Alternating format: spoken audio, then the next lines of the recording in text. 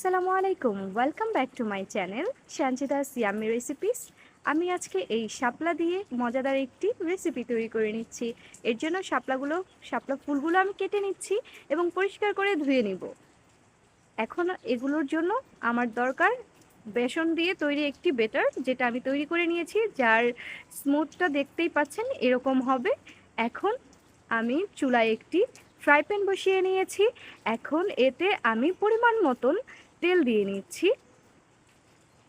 তেলটা গরম হতে হতে আমি এদিকে শাপলা ফুলগুলো ধুয়ে নিয়েছি, দেন বেটারের ভিতরে দিয়ে নিয়েছি, খুব ভালোভাবে ভরিয়ে নিচ্ছি। এখন এটি দিয়ে দিব ফ্রাই প্যানে ভেজে নেওয়ার জন্য। সবগুলো ফুল এইভাবে দিয়ে নিব। সো গাইস, যদি ভিডিওটি ভালো লাগে তাহলে অবশ্যই ফলো দিয়ে এবং সাবস্ক্রাইব করে পাশে থাকবেন। আসসালামু আলাইকুম।